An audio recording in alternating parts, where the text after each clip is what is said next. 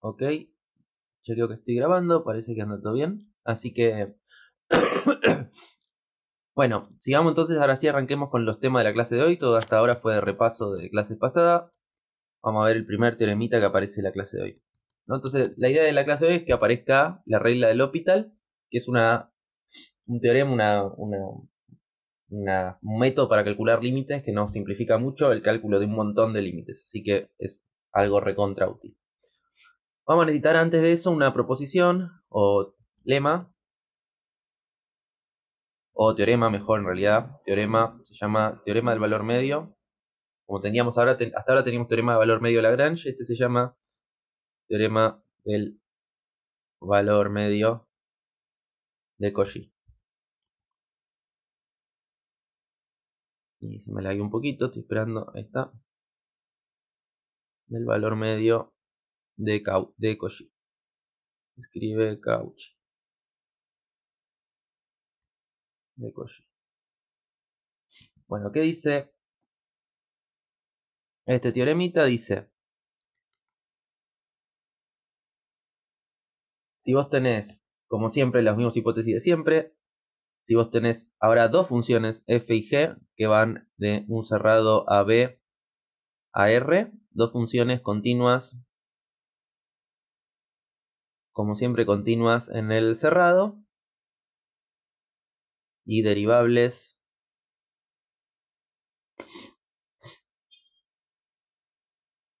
en el abierto a b. Lo que dice el teorema del valor medio de Cauchy es que existe un sea en el abierto tal que,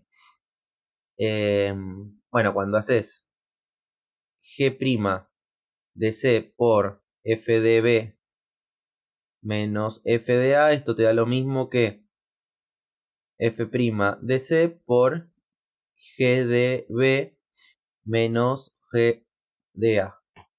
Ese es el enunciado. Vamos a ver un poquito, antes del teorema, vamos a ver un poquito qué nos está diciendo el enunciado. Y la observación es que si nosotros no nos preocupamos por dividir por cero y asumimos que las cosas no son cero, sin preocuparnos mucho, si agarramos esta igualdad de acá y pasamos dividiendo este y dividiendo este, lo que nos queda es que de este lado nos quedaría que f' de c dividido g' de c es igual, y del otro lado nos quedaría f de b menos f de a dividido g de b menos g de a. Entonces la observación concretamente sería que esto de acá vale si solo si, bueno, esto de acá. Asumiendo que la diferencia de g de b y g de a y g' de c no son cero, ¿no? Si solo si, asumiendo que g' de c no es distinto de 0, así lo puedo pasar dividiendo. Y también asumiendo que g de b menos g de a tampoco es 0, así lo puedo pasar dividiendo. Asumiendo todas cosas, podemos pasar dividiendo y nos queda esto que está acá. ¿No? Y la observación con esto es que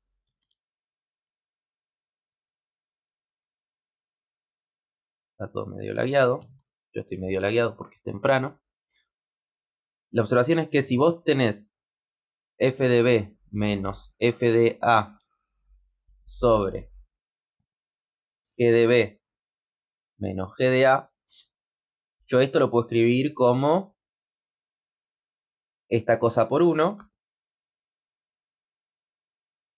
multiplicar esto por 1 tranquilamente porque el 1 no cambia nada, y al 1 este lo puedo reescribir como dividir entre 1 sobre b menos a dividido 1 sobre b menos a. ¿Todos de acuerdo con que esta igualdad vale porque todo esto de acá es simplemente es igual a 1? Y si hacemos esta cuenta, tendría que hacer, para multiplicar esta fracción, tendría que hacer esto por esto y esto por esto. Entonces la cuenta esa te queda que toda esa fracción es igual a f de b menos f de a dividido b menos a dividido g de b menos G de A dividido B menos A. ¿No? ¿Y qué dice, cuando miran fijo esto, qué te dice el teorema del valor medio de Lagrange, el que ya tenemos? Teorema de valor medio de Lagrange. Para esos casos me va a decir que aparece alguien en el medio. Entonces, acá escribamos eso. Por Lagrange existe un tipito C1 en AB, tal que, bueno, todo esto f de B menos f de A dividido B menos A es igual a la derivada de f en C1. Por Lagrange, mirando este cociente, te da esta igualdad. Y también por Lagrange, ahora mirando el cociente de abajo, vamos a copiar simplemente esto.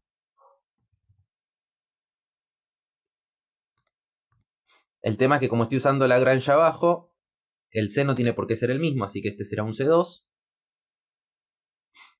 Tal que, bueno, ahora el cociente de abajo, que es G de B menos G de A dividido B menos A, te va a dar igual a G' de C2.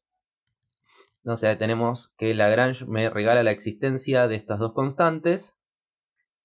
Entonces de acá, esto es igual. Voy a achicar un poquito para que entre todo en el mismo renglón. A ver, así. A f de la derivada de f en C1 dividido la derivada de g en C2. ¿Ok? Tenemos eso. Si quieren acá, la justificación de ese igual es esto de acá. ¿Y cuál es el problema? El problema es que Lagrange nos da algo parecido, nos dice que este cociente es igual a esta división, pero el tema es que no puedo garantizar que el valor de C sea el mismo arriba y abajo. En cambio, el teorema de Cauchy, que es el que vamos a probar ahora, te dice que sí, que existe un C, que vos puedes usar el mismo arriba y abajo y la igualdad vale para el mismo C. ¿Okay? Esa es la diferencia con el teorema de Lagrange que teníamos antes, ¿no? El de Lagrange que teníamos antes nos aseguraba solo que existe uno arriba y uno abajo. El de Cauchy de ahora nos garantiza que puedes tomar los dos como el mismo. Bueno, vamos a la demostración de esto. Estoy pensando hasta qué punto hacerla, hasta qué punto dejarla como ejercicio, porque una vez que les digo la idea, la demo la pueden completar ustedes, que es sencillita.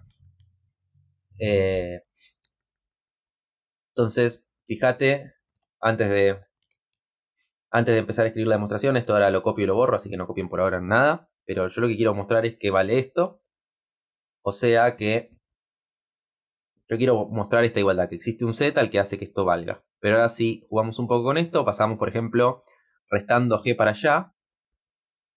Lo que yo quiero ver es que 0 es igual a f' de c por g de b menos g de a menos g' de c por f de b menos f de a.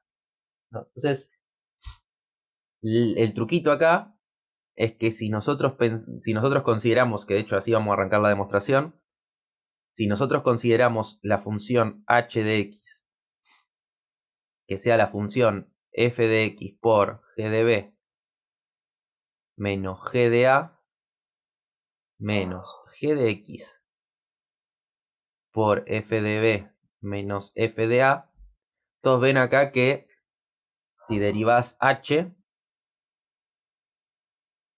básicamente te queda la función de arriba, pero evaluada, como estoy derivando h en un x arbitrario, te va a quedar acá con un x arbitrario. O sea, básicamente lo que yo necesito una vez que tengo esta función es encontrar un punto en el medio donde la derivada de h de x valga 0. Eso es lo que queremos, ¿no? Bueno, y roll, justamente el teorema roll te da un punto donde la derivada vale 0. Entonces hagamos todo esto que dije, hagámoslo prolijamente. Entonces defino mi función h que vaya definida en el intervalo cerrado a b, a r. ¿Cómo se define? Bueno, para todo x en AB justamente la vamos a definir h de x para que valga, bueno, acá está la formulita, toda esta formulita. Ahí está. A ver si podemos achicar un poquito esto. Y a mí me encantaría usar roll para decir que en el abierto AB hay un punto donde la derivada se anula, ¿no? Y ahora ahí debería subir a buscar roll y ver las hipótesis de roll. ¿Dónde está roll? Role, acá. Necesito justificar que sea continua en el cerrado, derivable en el abierto y que coincidan los extremos. Esas tres cositas necesito y ya puedo usar roll. Entonces acá tengo que ver tres cosas.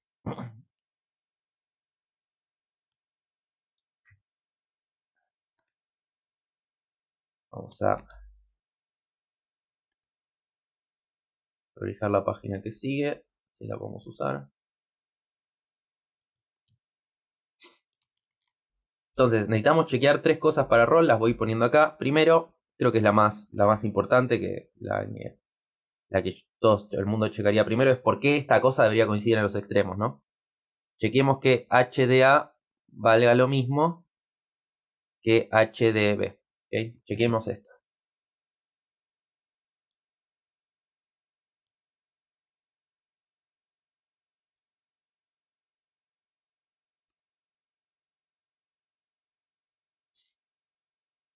Bueno, pero hay que calcular simplemente h de a y h de b y ver cuánto me da. Por un lado tengo que h de a, bueno, acá tengo la función, evalúo en vez de x, evalúo a. Es igual a f de a por g de b menos g de a menos g de a por f de b menos f de a. Y esto da, vamos a hacer la cuenta un poquito para amplificar un poquito esto, te da. Acá vamos a hacer distributivas, ¿no? Acá y acá, y acá y acá. Nomás distribuyamos esas cosas, te queda f de a g de b menos f de a g de a menos g de a f de b, y ahora menos por menos más g de a f de a. Entonces lo que notamos es que acá aparece este restando y este mismo sumando. Se cancelan, uno resta y otro suma, se cancelan entre sí. Entonces lo que te queda es esta. F de a g de b menos g de a f de b. Y por otro lado calculemos h de b, ¿no? Evaluemos la función h pero en b, o sea, cambiemos todas las x para evaluar, las cambiamos a b. Entonces te queda esto, f de b por g de b menos g de a menos g de b por f de b menos f de a. Y hagamos la cuentita, esto te da, de vuelta distribuyamos todo. F de b, g de b menos f de b, g de a menos g de b, f de b más g de b, g de a. Y acá tenemos cancelación de vuelta. ¿Qué cosa se cancela? Bueno, este con este, ¿no? Aparece sumando y restando. Y después, ¿qué te queda? Te queda g de b, g de a sumando.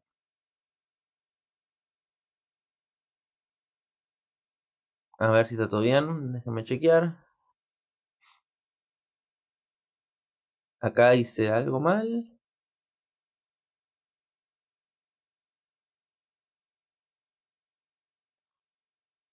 Ah, sí, perdón, acá hice algo mal.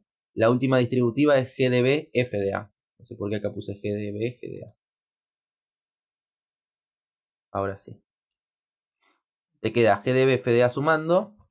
Este acá. Que si se fijan es este que está acá, g de b, f de a. Y además te queda restando f de b, g de a. O sea, te queda restando f de b, g de a. O sea que son lo mismo, ¿no? Porque se cancela. Lo que está en verde se cancela ahí arriba y abajo. Y lo que está en violeta acá es igual a esto. Y lo que está en rojo acá es igual a esto. O sea que son iguales, ¿no? Porque arriba tenés lo rojo sumando, lo violeta restando. Abajo tenés lo mismo rojo sumando, lo mismo violeta restando. O sea que son el mismo número. Luego vemos que son lo mismo. Y h de a es igual a h de b. Bueno, esa es la primera condición. La segunda, tengo que ver que la función h continúa en el cerrado.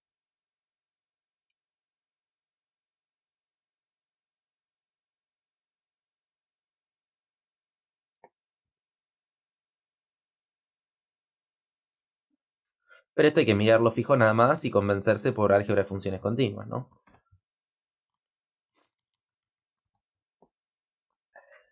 Entonces, pero h como función es la función f por la constante g de b menos g de a menos la función g por f de b menos f de a. O sea, básicamente mi función h es la suma y resta de dos funciones continuas por constante. Entonces, por álgebra de funciones continuas, h es continua.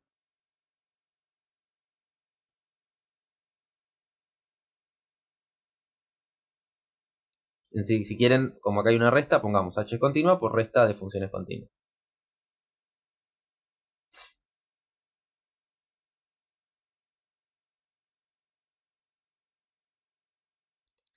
Y por último, veamos que h es derivable en el abierto.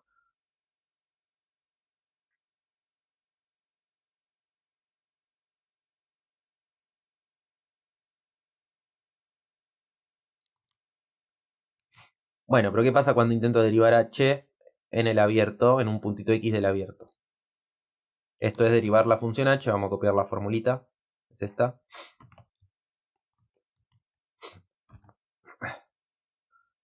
Hay que derivar esta formulita. ¿No? Recordemos que estas son constantes, así que las constantes simplemente, como aparecen multiplicando funciones, salen afuera, y lo que te queda acá es derivada de f por constante g de b menos g de a menos derivada de g por constante f de b menos f de a. Bueno, y una vez que chequeamos estas tres cosas, justamente chequeamos las hipótesis de Rolle. Entonces podemos usar Rolle. Por el teorema de Rolle, existe un c en el abierto, tal que la derivada de h en c te da 0. ¿Y quién es la derivada de h? Bueno, la derivada de h la calculamos acá. Es todo esto, así que hay que evaluar todo eso en c. O sea que 0 es igual a la derivada de h, pero la derivada de h es la f' en c por g de b menos g de a menos derivada de g en c por f de b menos f de a. ¿No? Y ahí probamos lo que queríamos, que es que existe un c que cumple que esta formulita da 0. Bueno, y esto teorema del valor medio de Cauchy lo que vamos a usar, ahora sí para lo siguiente, que es lo que nos interesa realmente en esta clase, que es la regla del L'Hopital. Entonces vamos a enunciarla y vamos a dar una demostración. Ahora vemos qué demostración damos. Tengo dos versiones de la demostración para pensar cuál de las dos doy. Pero vamos a poner acá proposición, que esto lo vamos a conocer nosotros como la regla del L'Hopital, que es una forma muy útil para calcular límites. Regla del L'Hopital. ¿Qué dice? Si lo enunciamos como teorema, se me lagueó la compu. A ver, esperemos un poquito. Se lagueó todo. Está bien, estamos grabando y ahí recuperé el control sobre la computadora. Más o menos, ahí está. Vamos entonces con la regla del L'Hopital. No sé qué pasa acá. Estoy con problemitas para... La compu no me responde mucho. Bueno, vamos a anunciar primero la regla del L'Hopital. ¿Qué dice? Dice lo siguiente. Primero sea a un numerito cualquiera y vamos a considerar t, que puede ser al mismo tiempo, o sea, puede ser cualquiera de las dos. Sea t infinito o sea t un numerito real tal que sea más grande que a. O sea, a es un numerito que está fijo, t puede valer o infinito o un número mayor que a. ¿Okay? Puede ser cualquiera de estos dos Puede tomar cualquiera de estos dos valores y el teorema va a valer igual. Sean fg funciones definidas en, vamos a poner directamente acá el dominio, sean fg funciones que van en el intervalito at abierto a r, funciones derivables,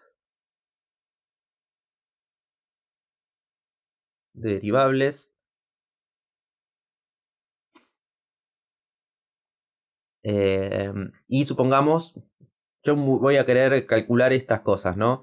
F de x sobre g de x, y después vamos a querer calcular la derivada de f sobre derivada de g. Así que para ambas cuentitas vamos a necesitar que estas cosas no se anulen, así que escribamos eso también. Sean fg funciones derivables tales que la función g cumple para todo x en su dominio, g no te da 0, y para todo x en el dominio, la derivada de g tampoco te da 0. A ver, vamos a escribir esto un poquito para allá. G' de x tampoco da 0. Entonces, supongamos además que, primero explico la idea, después escribo formalmente, esto que escribo ahora lo voy a borrar, pero lo que nosotros vamos a querer hacer es calcular cómo calculamos el límite cuando x tiende a t de f de x sobre g de x, cuando esto te da indeterminación. ¿Cuándo te puede dar indeterminación una división? Y cuando es 0 sobre 0, básicamente, o infinito sobre infinito. Entonces yo quiero asegurarme, el teorema va a valer cuando yo tenga indeterminación 0 sobre 0 o infinito sobre infinito, y justamente lo que me va a decir el teorema es cómo calculas el límite este de una división de funciones cuando tenés una indeterminación 0 sobre 0 o infinito sobre infinito. Bueno, para eso escribamos que tenemos una indeterminación. Supongo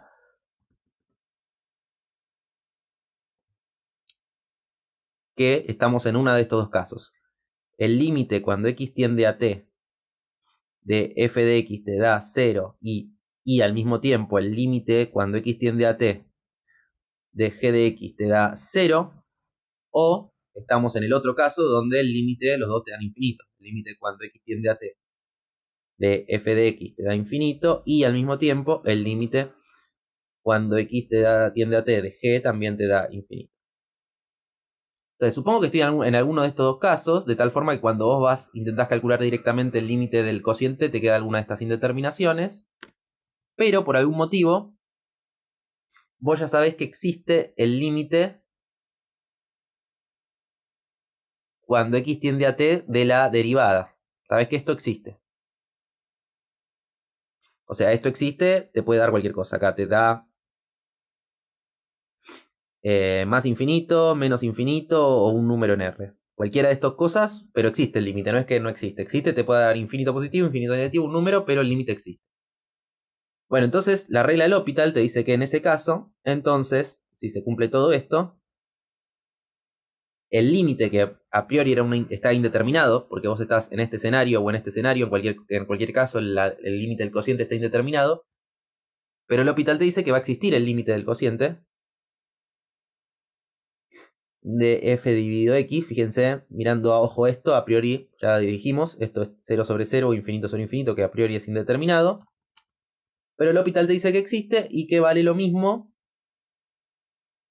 que vale tu límite de las derivadas. ¿Ok? O sea que si vos querés calcular, básicamente en criollo, querés calcular un límite con una división que te da indeterminado, te queda 0 sobre 0 o infinito sobre infinito, vale derivar arriba, derivar abajo y calcular el límite del cociente de las derivadas. Y si vos probás que esto existe, entonces el original existe y coinciden, ¿no? Y es una herramienta muy poderosa para calcular el límite. Bueno, basémonos un poco en cómo vamos a probar esto. Vamos a escribir la demostración. El que fue y leyó los apuntes, o ojearon los... No digo que lo leyeron todo, pero aunque lo hayan ojeado, si alguien fue y ojeó los apuntes, van a ver que la demostración de esta... De hecho, van a ver que hay dos demostraciones de la regla del L'Hopital. Una es enorme, acá tengo los apuntes que los imprimí. Una es bastante larga porque separo en todos los casos y hacemos las pruebas bien con epsilon y delta, que es formal. Y al final hay una sección que dice otra demostración, también del L'Hopital, pero más corta, que es un poco menos formal, pero bueno, están básicamente todas las ideas de la demostración más formal, que es la posta. Pero de alguna forma me quedo con los detalles importantes de la demostración y barro los tecnicismos abajo de la alfombra, pero los tecnicismos están en la versión larga. O sea, los apuntes tienen las dos, la versión larga, la posta, que separo en 4 casos diferentes y los pruebo todos los casos, y la corta, que se hace un poquito más a lo bestia, pero están todos los detalles importantes, están, y los tecnicismos los barrí para no meterme en esos líos.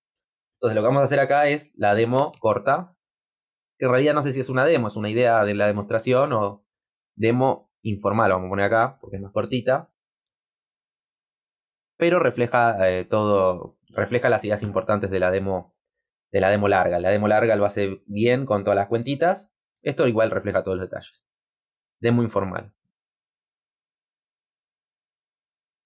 Bueno, la demo informal igual separo en dos casos. A ver, primero igual hay una observación acá que tenemos que hacer para que vamos a usarla mucho.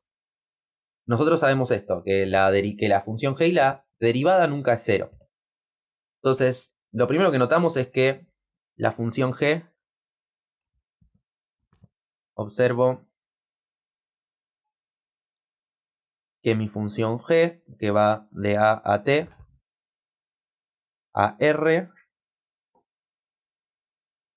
es inyectiva. Veamos por qué vale esto, por qué debería pasar esto. Vamos a hacer una cuentita para convencernos de que esto es cierto. Bueno, ¿por qué esta función tendría que ser inyectiva? Bueno, si no lo fuera, existirían tipitos x, y en AT, tales que, bueno, tienen que estar en un orden, ¿no? Yo, para ser inyectiva, tiene que haber dos puntos distintos, x e y, que me den la misma altura cuando los paso por la función. X e y son distintos, tienen que estar en algún orden. Alguno de los dos tiene que ser más chico. Supongamos que x es el más chiquito. Tales que x es menor que y f de x es igual a f de y, ¿no? Ser inyectiva justamente significa que hay dos distintos. Bueno, supongo que a x lo llamo el más chiquito de los dos distintos. Que son indistintos y sin embargo cuando los paso por f me devuelven el mismo número. Eso significaría que no es inyectiva. Bueno, pero perdón, estamos hablando de g, no de f, perdón, todo esto estamos hablando de g. Existen dos tipitos distintos, g es el más chiquito, x es el más chiquito, perdón, pero cuando los paso por g me dan la misma altura. Bueno, pero entonces, ¿qué tenemos? Si vos te restringís la g o la mirás en el intervalo xy, acá la función xy es continua. Acá hay que escribir un poquito en realidad para decir esto. A ver.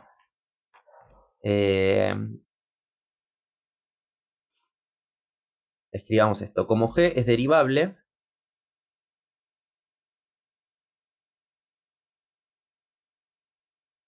en AT, perdón.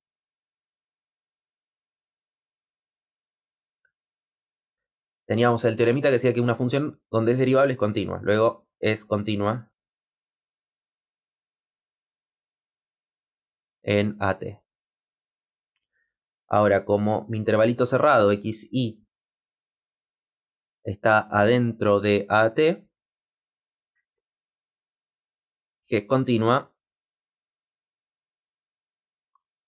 en el cerrado xy. En todo el cerrado. Pero además, como el abierto xy vive adentro del abierto AT, y g derivable en todo AT, bueno, g va a ser derivable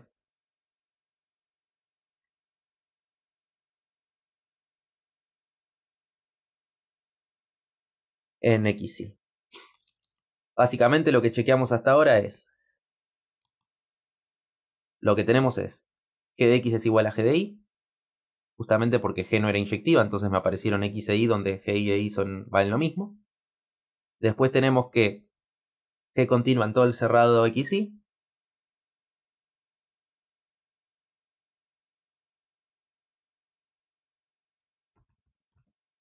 Cerrado XY. Y después tenemos que G es derivable en el abierto XY.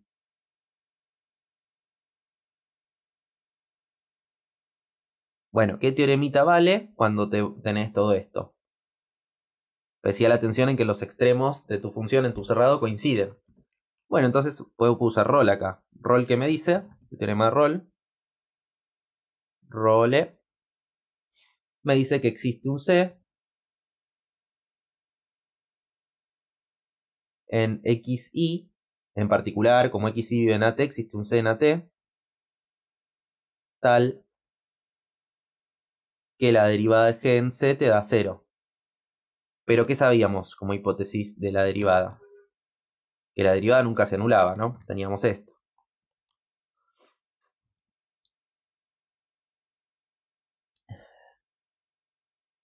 Pero nosotros sabíamos que la derivada nunca se anulaba y esto es un absurdo.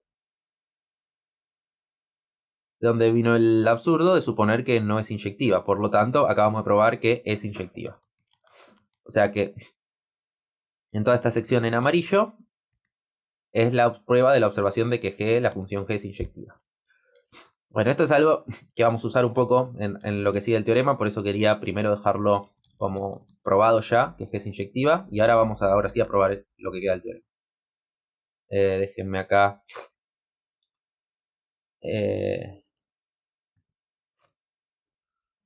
formatear un poquito la página nueva, así, y ahora sí continuemos con la prueba. Bueno, básicamente hay dos casos que son esencialmente distintos, que son este y este. Así que vamos a probar los dos por separado. Arranquemos probando el caso de que la indeterminación es 0 sobre 0. Entonces, arranquemos con el caso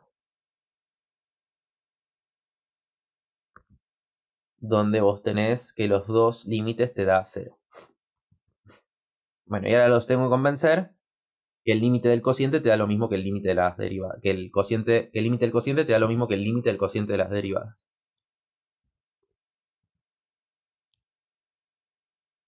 Bueno, y básicamente, como esto es una demo informal, lo voy a hacer. Vamos a ir tomando. A ver, ¿yo qué quiero hacer? Yo quiero ver que si vos tomás f de x sobre g de x, lo que yo te quiero convencer es que si x se pega a t, siempre es por izquierda, ¿no? Porque mi dominio era de a a t, así que se está pegando por izquierda a t. Yo lo que quiero convencerte es que f de x de g de x se parece mucho al límite cuando x, justamente, como x acá está fijo, al límite, a la variable límite cambiamos el nombre, x monio. Yo quiero ver que esto se parece mucho al límite de cuando x monio se va a t de las derivadas. Yo quiero convencerte un poco de esto. Que si vos tomás un t que esté muy cerquita a t, el límite de la función es original, el límite no, perdón, para este x que está muy cerquita, el cociente, que es un numerito, se parece mucho al límite de las derivadas. O sea, básicamente esa es la idea. Entonces lo que vamos a hacer es, agarramos esto y empezamos a hacer cuentas. Entonces yo quiero que me aparezca un poco las derivadas, arriba y abajo.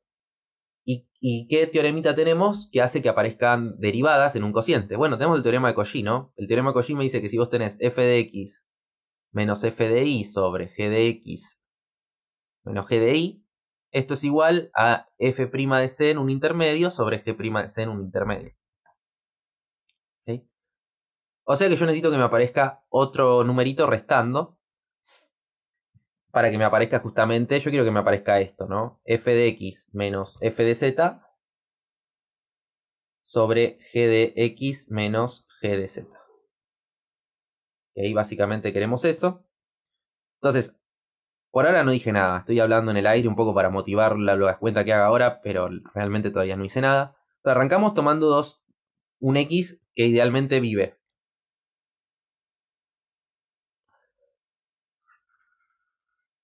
Que viva en el dominio, en algún lugar de AT, y hacemos esta cuentita. Lo que yo puedo hacer arriba y abajo es restar y sumar por f en algún otro lugar. O sea, tomo x y después tomo un z que viva también en AT. Y quiero chusmear algo acá para no equivocarme con las cuentitas que había hecho. Ok.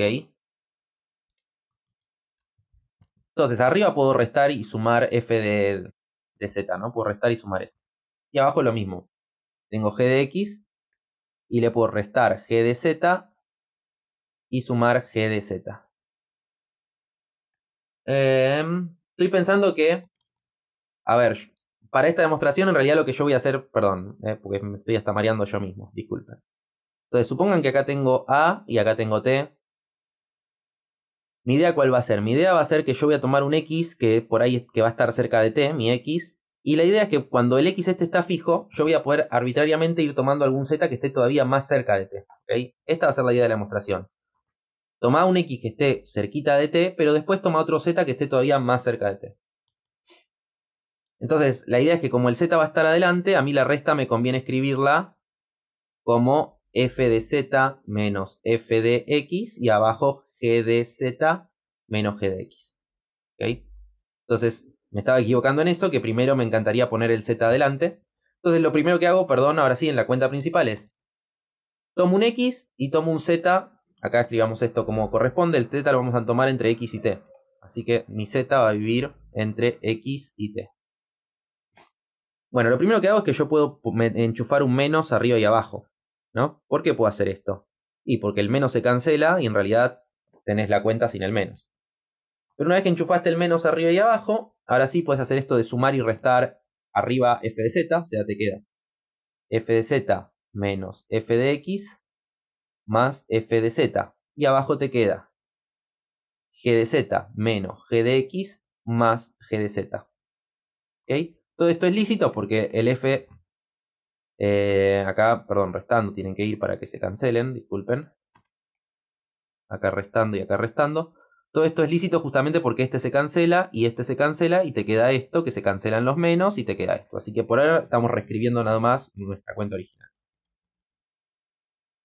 Entonces por ahora esa es la justificación de que estas cuentas sean todas lícitas, no tengan ningún problema. Lo que yo puedo hacer ahora es, fíjense que como sabemos que G es inyectiva, como G es inyectiva y como x es más chico que z, justamente porque z lo tomamos después de x, entre x y t, más a la derecha. Entonces yo ya sé que g de z menos g de x no es igual a 0. Y como sé que esta cosa que está acá en naranja no es igual a 0, la puedo sacar de factor común. O sea, todo esto lo puedo escribir como f de z menos f de x menos f de z. Y acá abajo te queda, sacás de factor común g de z menos g de x. ¿Y qué te queda para sacarlo de factor común? Bueno, te queda todo esto acá, te queda un 1 porque sacaste esto. Un 1 y acá te queda menos g de z sobre g de z menos g de x. No queda esto. Fíjense si quieren, si no me creen, que para convencerse de que vale esto, hace la cuenta, ¿no? Tenés esto por 1, recuperás esto que está acá. Y cuando haces este por este, se te cancela este que está dividiendo con este que está multiplicando, se cancelan y te queda el menos g de z que está ahí restando. O sea, hagan la cuentita y van a ver que esto cuando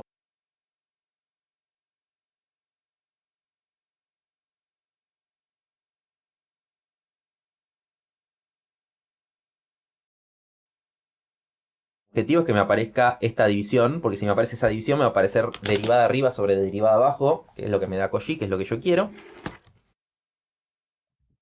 O sea que de acá, si miran arriba, lo que te interesa es dividir este tipito contra este que está acá abajo. Bueno, y acá vamos a usar el truquito de que vale siempre, que es si vos tenés A más B dividido C, esto va a valer siempre que esto es igual a dividido C más B dividido C.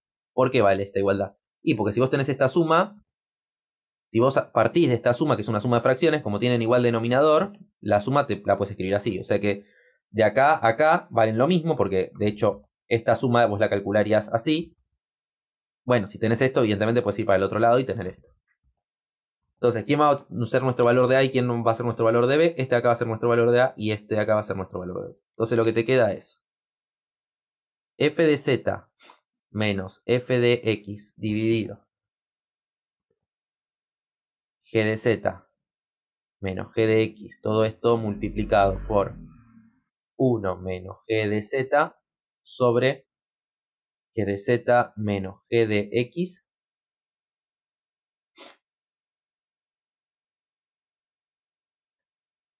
Y después te queda, bueno, más o menos si quieren, porque acá hay un menos en realidad. O sea, lo que voy a usar, estoy diciendo un poquitito de trampa acá, lo que voy a usar en realidad es esta propiedad con el menos, que obviamente vale también. Entonces tenés menos, arriba solo tenés el f de z y abajo volvés a tener todo este número que va a ser que fue acá el papel de c.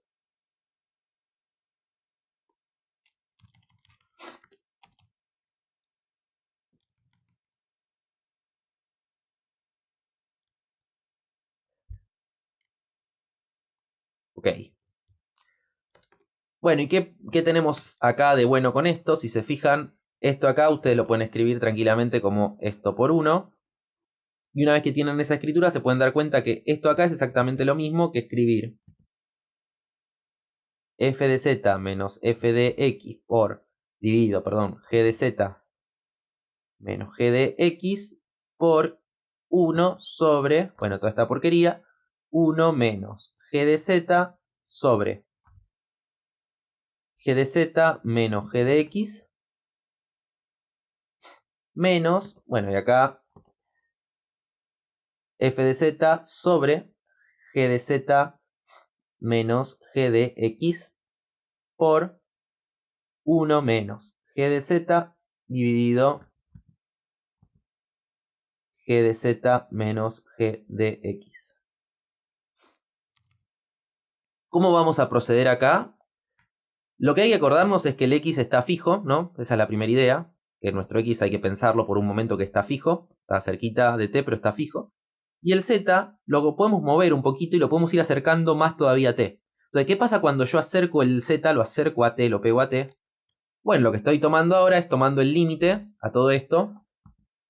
Ahora pensamos que a toda esta cosa le estamos tomando en realidad el límite cuando z tiende a t. O sea, todo esto acá lo que vamos a pensar es que estamos tomando el límite cuando z tiende a t.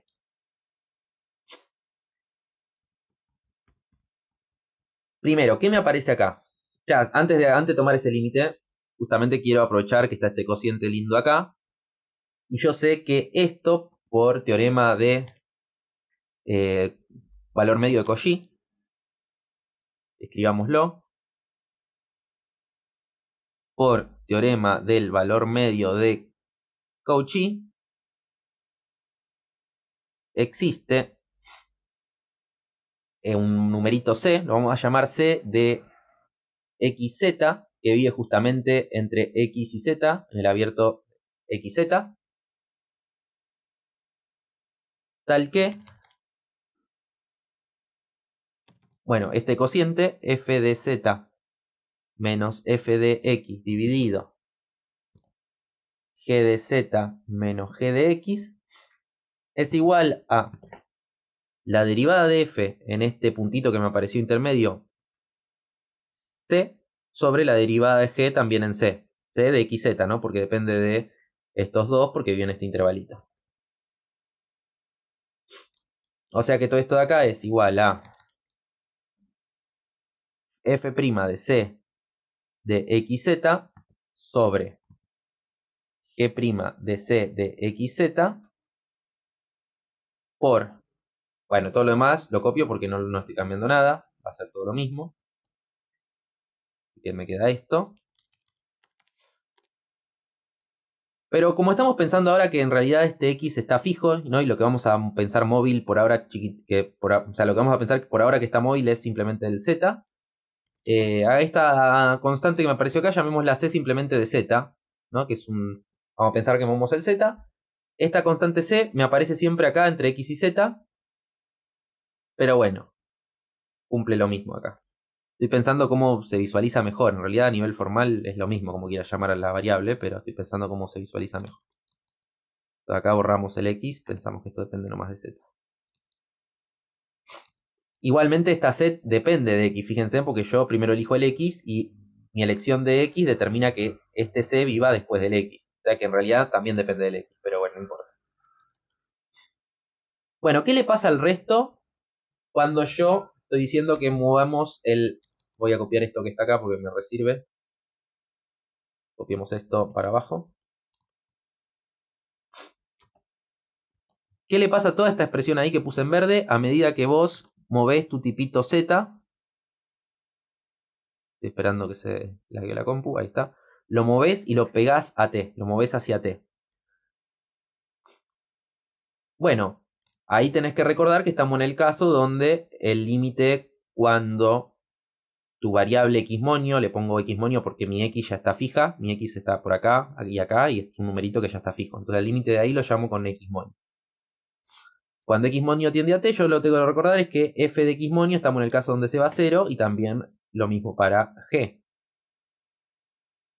G de xmonio también se va a 0. O sea que cuando z tiende a t, esto se va a ir a 0. Esto se va a 0. Esto y esto se va a 0.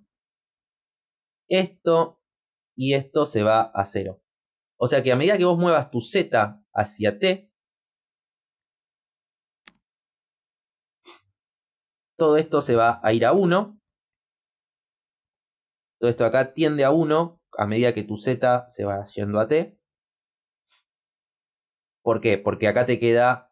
esto se va a 0, pero el menos g de x sobrevive porque está fijo. Ahora, g de z que se va a 0 dividido g de x. Bueno, como g de z se va a 0, todo esto se va a 0. Lo que estoy haciendo es álgebra de límites, ¿ok?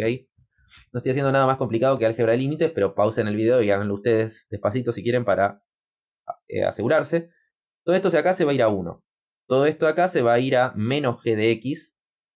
Y lo de arriba se va a 0. Entonces ya está. 0 dividido un numerito te va a 0. O sea que todo esto, toda esta fracción, se va a 0. Y toda esta fracción, ¿a dónde se está yendo? Se está yendo a 1. ¿No? Justamente porque es 1 dividido 1 y todo esto se va a 0 porque tenés el g de z ahí arriba multiplicando. ¿No? Si se fijan, no hay ninguna indeterminación, sino que esto se va a 1 y esto de acá, perdón, se va... Esto acá, perdón, se va a 0. Bueno, o sea que lo único que te queda es este numerito. Pero ¿dónde vive este numerito? O sea, ¿dónde vive el... Vamos a continuar un poquito con hacia abajo. Y vamos a poner acá la segunda capa. Estoy simplemente formateando la página. Entonces, ¿cuál es la idea de la demostración? Es que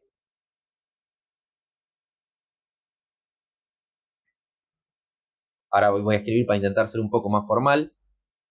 Me arrepentí con esto de llamar a esta variable, sacarle la x, que en realidad está bien ponerle la x porque depende de x. Pongámosela de vuelta, disculpen, soy yo dudando de qué es lo que me hace entender. Entonces acá pongamos la x de vuelta, perdón, porque depende de z y de x.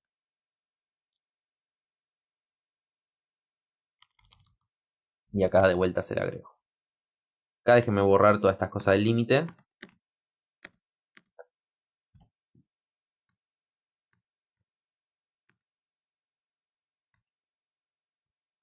Y voy a intentar escribir el argumento, si bien es informal, pero lo más exacto que pueda. De forma informal. Mantener la informalidad, pero ser exacto. Entonces, ¿cuál es el truquito de todo esto? Lo que yo digo es que primero tomo un x en at tal que si vos para todo c que viva entre x y t, Bueno, la derivada de f en c dividido la derivada de g en c se parezca lo suficiente al límite, ¿no?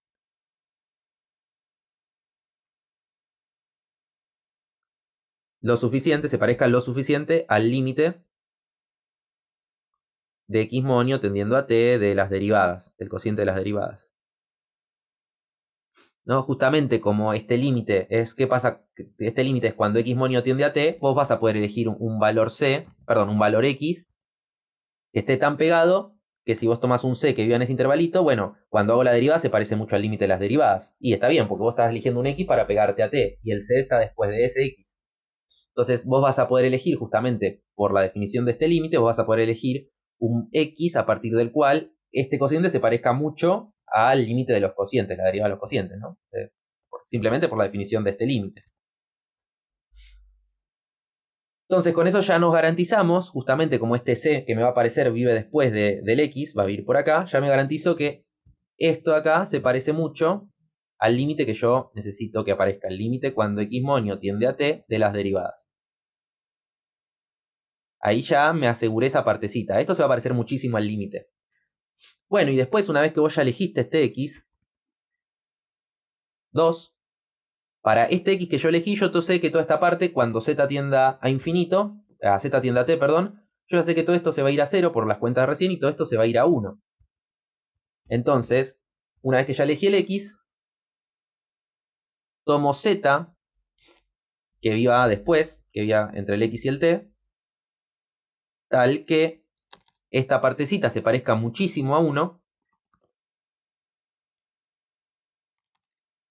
se parezca mucho, mucho a 1, y esta otra partecita se parezca mucho, mucho, y se me fue, se parezca mucho, mucho a 0. Entonces, si vos haces las cosas en este orden, primero elegís el x, que te garantice que este numerito está cerca del límite, y después te elegís el z, que te garantice que esto se parezca a 1 y esto se parezca a 0.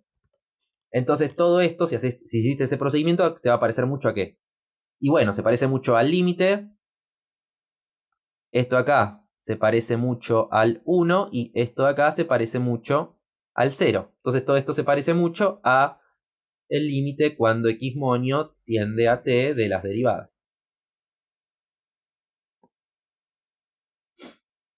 Y ahí yo probé lo que quería. Yo encontré un x, o sea, encontré un momento a partir del cual, si vos tomás tu x suficientemente pegado a t, esto de acá se termina pareciendo mucho al límite de las derivadas, ¿no? Que es lo que quería. Ya sé que este argumento es súper informal, pero si quieren pueden ir a leer ahora la demostración larga, que es tomando epsilon y delta, que es realmente usando la definición de límite. Pero la idea central es esto que vimos acá en 2 páginas, es esa la idea, ¿no? Después todo lo demás es formalizar, hacer las cuentas para formalizar todos los tecnicismos de cómo elijo mi epsilon, cómo elijo mi delta y tal. Pero la idea es esta. Si entendieron esto, deberían poder leer con tranquilidad la prueba larga, aunque obviamente no es necesario.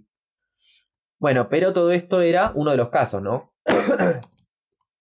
El caso en el que los dos límites van a 0. Vamos a ver el caso que los límites van a infinito y cómo se resuelve esto. El otro caso es el caso cuando el límite, cuando x tiende a infinito, de f de x te da infinito, y el límite cuando g también te da infinito. Bueno, déjenme leer los apuntes para recordar un poquito por dónde iba la idea de esto. Que es muy parecido, quiero ver algo nomás. Cómo vamos a encarar una cosa nomás. Déjenme ver algo. F de x. Ok, hay una diferencia. Hay varias diferencias un poco. Con este caso vamos a escribir de vuelta. La diferencia fundamental en este caso es que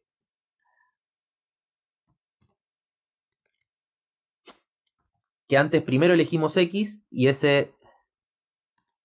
la diferencia fundamental fue que antes lo que primero que hicimos fue elegir nuestro x y después tomábamos un z muy todavía más pegado a t, ¿no? Elegíamos un x pegado a t y después tomábamos un z mucho más pegado a t. Ese era el procedimiento. Ahora va a ser un poquito al revés. Vamos a primero elegir nuestro z y después vamos a elegir nuestro x más a la derecha. Que ahí un poco, ahora se invierte en la elección de las dos variables. Pero bueno, el límite igual lo estamos tomando en x. Vamos a escribir un poquito esto. Bueno, la idea es que primero tomemos primeramente un z entre a y t.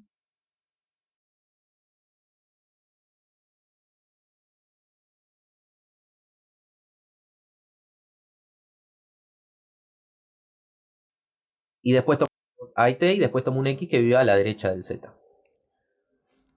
¿Y ahora qué hacemos? Y ahora lo que hacemos es, bueno, empezamos de vuelta con f de x sobre g de x. Y yo quiero ver que esto, quiero llegar a concluir que se parece muchísimo al límite cuando x tiende a t de las derivadas, ¿no? Eso es lo que queremos ver.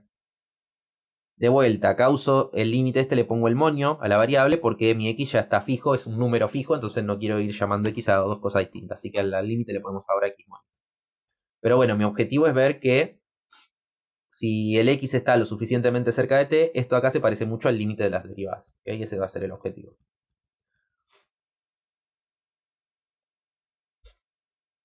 Bueno, entonces, lo primero que habíamos hecho antes era poner un menos. Ahora no lo vamos a hacer lo de esto de agregar el menos arriba y abajo porque si vemos cómo nos va a quedar el dibujito, ahora realmente x nos va a quedar adelante, así que la resta tiene que ser f de x menos f de z sobre g de x dividido menos g de z. O sea, como nuestro x ahora mentalmente va adelante, el f acá va positivo y después le restás el z que va atrás. Entonces, por eso, como el f ya va, el x va adelante en nuestras restas, ya no le ponemos el menos acá. Lo dejamos así como está. Pero hacemos aparecer el z ahora, eso sí. Que reste el f de z y que sume el f de z.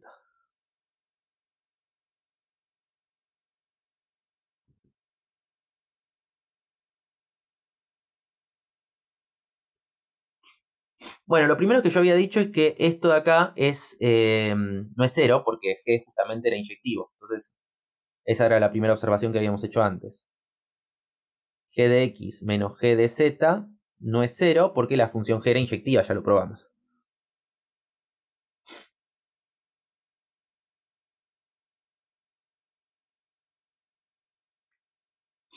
Y la diferencia es que ahora yo sí también voy a querer sacar de factor común el f de x menos f de z, que en la cuenta de arriba no lo habíamos hecho esto. Ahora me va a interesar sacar esto de factor común. Eh, pero bueno, yo debería dar un argumento de por qué esto no es 0. ¿Okay? Entonces, la idea es esta. Como el límite, cuando x monio se va a t de f de x monio, en este caso, los límites son los dos infinitos. Así que este límite es infinito. Una vez que vos fijaste el z, como esta cosa se hace muy grande, vos podés pensar que, podemos pensar justamente que como nuestro x lo vamos a pegar mucho más a t de lo que está z, vamos a pensar que nuestro x lo puedo pegar tanto a t que f de x es tan grande que es más grande que f de z, ¿no? Justamente porque esto se va a infinito. O sea, vos tomás un z que el z va a estar mentalmente fijo para nosotros. Nuestro x lo podemos tomar mucho más a la derecha que nuestro z. Entonces, como f de x se va a infinito cuando x se va a t, yo puedo pensar que esto es más grande que f de z, justamente porque estoy tendiendo a infinito. Entonces, al pensar que yo moví tanto mi x de acá lo acerqué tanto a t que esto es muy grande, es mucho más grande que f de z, así que ahí tengo que f de x más grande que f de z, y en particular lo que me interesa acá es que f de x menos f de z, por esto que estoy diciendo, es positivo, en particular no es 0, ¿no? O sea que ya ahí me convencí de que puedo asegurar que esto no sea 0 y esto tampoco, de tal forma de sacar de factor común eso arriba y abajo. Entonces esto acá es, saco de factor común arriba f de x menos f de z, lo saco arriba. ¿Qué te queda? Te queda entonces 1 más f de z dividido f de x menos f de z. Y abajo te queda g de x menos g de z. Lo sacaste de factor común, así que acá te queda el 1 más g de z dividido g de x menos g de z. ¿Ok? Te quedó así. Bueno, y todo esto se puede escribir. Vamos a hacer una página nueva. Voy a borrar todo esto que simplemente dupliqué la página pasada. Bueno, por ahora está bien. Todo esto lo puedo escribir como: primero esta fracción, f de x menos f de z sobre g de x menos g de z, multiplicado por todo esto que está acá. 1 más f de z sobre f de x menos f de z, y abajo 1 más g de z sobre g de x menos g de z. Volvamos a copiar esto para acordarnos que la variable z la pensamos que está un poquito fija y la x es la que corremos. Bueno, justamente igual acá ya me apareció el cociente interesante, el que puedo hacer que usar el teorema de Cauchy que me aparezcan las derivadas. Digamos eso. Por Cauchy, ¿qué me dice Cauchy? Que me aparece una variable en el medio. Existe un c que depende de quién es x. Pongamos el z porque ahora el z es más chiquito. C de zx, que vive justamente en el intervalito abierto entre z y x. Tal que, bueno, toda esta resta, f de x menos f de z sobre g de x menos g de z, toda esta resta es igual a la derivada de f en mi c de zx dividido la derivada de g en mi c de zx. O sea que todo esto se cambia por un f' de c de zx sobre un g' de c de zx. Y bueno, a la derecha te sigue quedando este factor. Bueno, y ahora veamos un poco cuál es el proceso de seleccionar las cosas. Ahora ya que sabemos que nuestro cociente de función lo vamos a poder escribir de esta forma, veamos un poco cómo elegimos mi z y cómo elegimos después mi x. Voy a copiar esto que me sirve. Entonces, una vez que tenemos esto, me doy cuenta que, bueno, esto de acá, evidentemente depende fuertemente del z, porque el z, digamos, como yo elijo primero z, este c de zx va a venir después del z. O sea que el z, independientemente de vos, donde elijas tu x, donde vos pongas el x, independientemente de eso, el z te va a determinar cuán pegado está el c de zx, ¿no? Porque si vos elegís el z muy pegado, el zx justamente como viene el intervalo que arranca en z, si vos al z lo pegás mucho, el zx se va a tener que pegar mucho también. O sea que básicamente moviendo el z yo puedo elegir cuán pegado está el z, el c de mi t. Si yo muevo más el z, si lo muevo por acá, entonces este tiene que estar todavía más pegado. Se ve que moviendo el z yo esfuerzo a que el c se pegue todavía más. Entonces la lección es,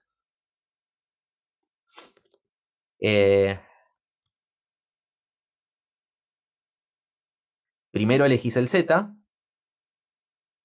en AT tan pegado a T tal que, bueno, y la condición que importa es que para todo C que viva a la derecha del Z, el cociente de f de c sobre g de c se parezca lo suficiente al límite, ¿no? que yo quiero probar que tienden las cosas, el límite cuando x moño tiende a t de las derivadas, que yo sé que este límite existe. Justamente, vos podés garantizar que esto se parece al límite porque es el límite. Si vos tomás el z muy pegado a t, bueno, estas cosas de acá se van a tener que parecer mucho al límite. Justamente eso es lo que podemos manejar. Bueno, una vez que... O sea que esto lo arreglamos solo tomando el z lo suficientemente cerca. Y ahora una vez que vos tenés fijo ese z, lo que ves acá es que como f y g se van a infinito, piensen eso, que ahora estamos moviendo el x, ¿no? Una vez que yo elegí el z, lo que me queda es elegir el x cuán cerca está de t, una vez que pegamos el z. Pero a medida que pongamos más el x más cerca de t, esto se va a ir mucho a 1, ¿no? ¿Por qué? Porque Esto se está yendo a infinito, estos están yendo a infinito y lo demás está fijo, ¿no? Porque una vez que elegimos el z, lo que estamos pensando ahora es que estamos moviendo el x. Y justamente el f de x y el g de x se van a infinito en este caso. Así que estamos dividiendo constante por esto que se va a infinito. Así que estos dos términos se van a 0, ambos. Este de arriba y ese de abajo se van a 0. Así que toda esta división se va a 1. Entonces lo que sigue es, después de elegir mi z, tomo mi x entre c y t, tal que, bueno, ahora todo esto se va a parecer a 1. Yo quiero que esto se parezca lo suficientemente a 1. Ya sé que estoy siendo ambiguo con esto de que se parezca lo suficientemente a 1, pero acá entra en juego todo lo que estoy barriendo bajo de la alfombra, que es la definición de epsilon y delta. Entonces después puedo elegir mi x tal que todo este cociente se parezca lo suficientemente a 1. Entonces esto se parece mucho. Una vez que hicimos todo eso, nos garantizamos que esto se parece mucho a bueno, justamente al límite que queremos, el límite de las derivadas.